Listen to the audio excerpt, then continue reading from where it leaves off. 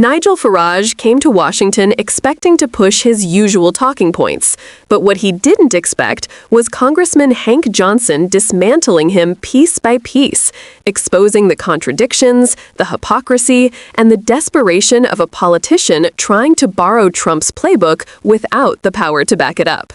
Mr. Farage, welcome to the United States of America. This isn't your first time here, correct? Correct. You were here in 2024 in Milwaukee, weren't you? I've been coming here since 1982 on a very regular basis. I work for American companies What for many, purpose many were years. you coming to Milwaukee for? Why did you come to Milwaukee? I've been in Milwaukee many times. I think that particular in event 2024 was a convention. the convention, the Republican I think convention. that's right. I think you're right. The Trump convention. I think you're right. Very good. Where Trump was coronated. Well, he won, didn't he? I mean, yes, he had that's already what won. happened, We already knew who had won. It's called political And it was parties. his coronation, and you attended, and you also attended Trump rallies, correct? I've attended lots of Trump rallies. Make America Great Again rallies, Yes. many of them. And you Upbeat, publicly, optimistic, happy, you- wonderful, joyous you events. publicly Yes. endorsed his... I thoroughly enjoyed them. I've even spoken to the You couple. endorsed him for president, and you attended his election night watch party. I did. And you consider Trump to be your mentor, correct? No. He's not your mentor? No. But he is somebody who you want the support of, and you have the support. Yes, I do. I think he's a very, very brave man. Because you are getting ready to run for Prime Minister of Great Britain, correct? Oh, I've been trying for years, yeah. And as it stands right now, you head up a party. How many seats in the Parliament are there?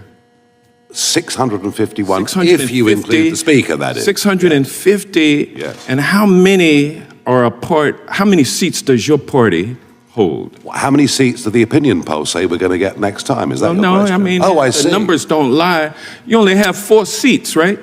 I'm afraid so, yes. And so you are indeed the leader of a fringe party.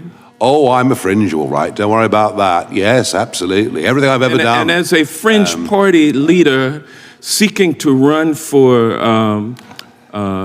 Prime Minister of Great Britain, you need a lot of money in order to blow up like the MAGA movement has blown up.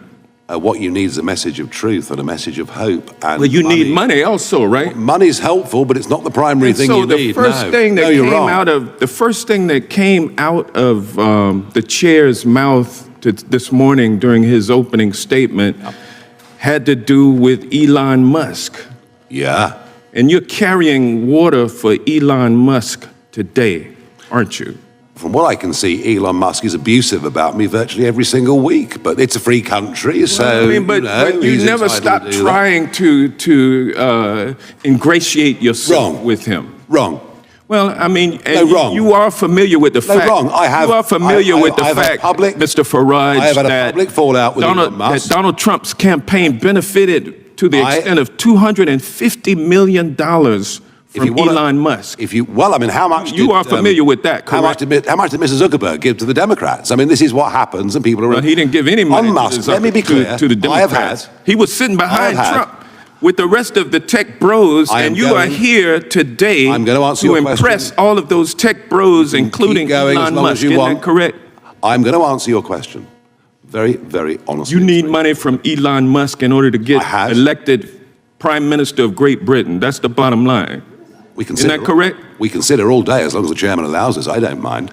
I had a very public falling out with Elon Musk. But you're still trying to get some money from him, though. Over a political issue. It's not about the prior disputes. I'm sorry, you're trying to ingratiate yourself with the tech bros by coming over here and trying to. Can I get a cup of coffee or something? And you're arguing. Here a long time. What you're arguing is that the citizens of Great Britain should pay a tariff if these tech companies are not allowed to violate the laws of Great Britain. No, I'm not. That was a falsehood put out by the British Prime Minister today. You didn't say in your Prime Minister's statement. questions. I have never. In your statement. I have never suggested any of the kind. You don't call My statement for tariffs is very clear. as tools to My force statement is Great very Britain's clear. My statement is that you are not it calling might surprise for, you. You are not Mr. calling Johnson. for. It might surprise you to know tariffs and that, trade that sanctions. Trade, you may not know this, but trade between our countries is actually rather important. You are the biggest investor in our country, and we're the biggest investor in yours. Done is and come friends, the gentleman from Georgia has expired, No, but the gentleman what you've should be able done, to say sir, is some kind come of here response. to the United Regular States order, to Mr. argue Chairman.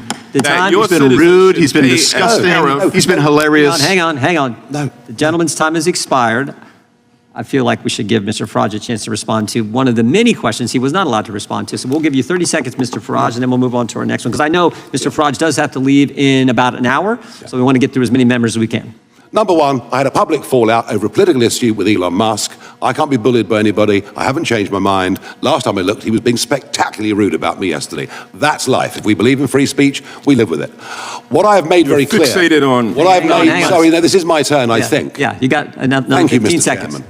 What I've made perfectly clear in this paper is the situation we've got with successive pieces of legislation, including now the Online Safety Act, is a danger to trade between our countries. Yep. And allies and friends and trading partners have honest conversations with each other. I hope many American companies and politicians have honest conversations with the British government. I've not suggested sanctions at all in any way.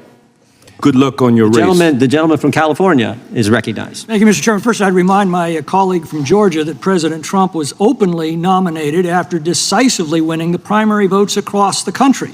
That's in open contrast to the Democratic nominee, who has decreed the nominee of her party in spite of the fact she did not receive a single primary vote. So I would be a little careful if I were him about talking about coronations.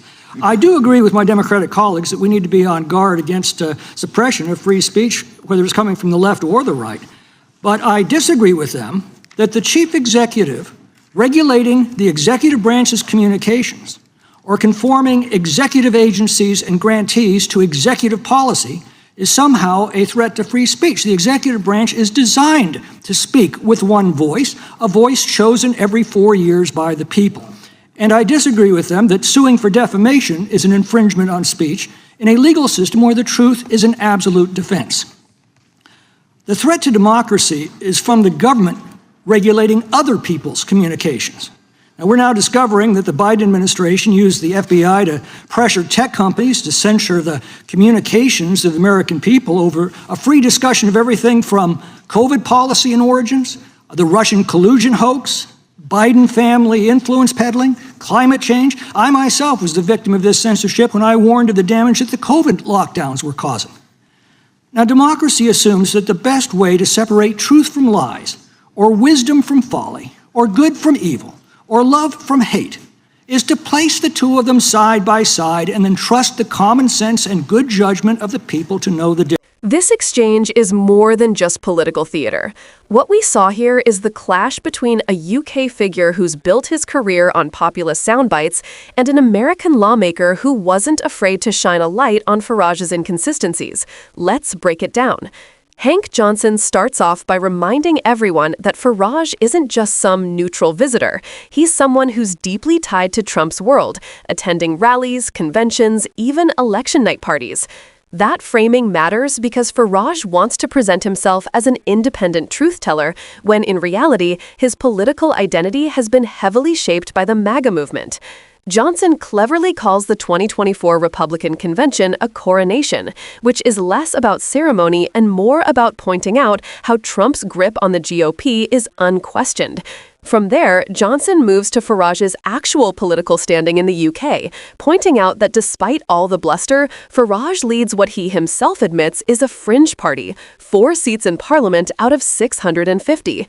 That matters because it strips away the illusion of global influence that Farage tries to cultivate. He talks like he's already prime minister, but the reality is far different. And then Johnson goes where it really stings, the money question. He presses Farage on his ties to Elon Musk and the broader tech bros. This is crucial because it exposes the dependency Farage and similar politicians have on billionaire backers. They sell themselves as men of the people, but in practice, their movements can't grow without massive financial injections from the very elites they claim to rail against. Johnson draws a sharp line between rhetoric and reality, and Farage's defensive responses reveal just how sensitive that point is. When Farage denies trying to ingratiate himself with Musk, Johnson doubles down, reminding viewers that Trump's campaign benefited enormously from big-dollar tech money. It's a reminder of how global populism is often bankrolled not by grassroots energy alone, but by powerful interests who see political advantage. But here's where it gets fascinating. Farage, while trying to hold his ground, accidentally admits what Johnson is pointing out. He says, money is helpful, but it's not the primary thing. That sounds noble, but it also confirms that yes, money is essential. And that's the contradiction, claiming to be powered by truth and hope while simultaneously courting billionaire endorsements. This wasn't just a clash of personalities. It was a glimpse into the mechanics of modern politics. Populist leaders like Farage and Trump rely on a narrative of fighting elites, yet behind the curtain, they're chasing funding from the very people they rail against. Johnson's questioning revealed that hypocrisy in real time. And let's not miss the final layer, Farage's attempt to spin the issue into a trade debate. By pivoting to tariffs and transatlantic relations, he tries to reframe himself as a serious statesman. But Johnson had already landed the blow. The takeaway wasn't about tariffs. It was about exposure, showing how Farage's populist mask slips when confronted with the reality of power, influence, and money. So what do we learn from this? Populism is loud, flashy, and full of slogans. But when you press on the details, the money, the structure, the actual power, it often collapses. Hank Johnson gave us a clear look at that. And here's the key. This isn't just about Nigel Farage. It's about a global pattern of politicians who wrap themselves in the language of freedom and the people while leaning on billionaires to fund their rise. If we want real democracy, transparency, and accountability, we need to look past the slogans and pay attention to the money and the power structures behind them. If you're tired of politicians who preach one thing and practice another, make sure you stay tuned, because we'll keep breaking it down here.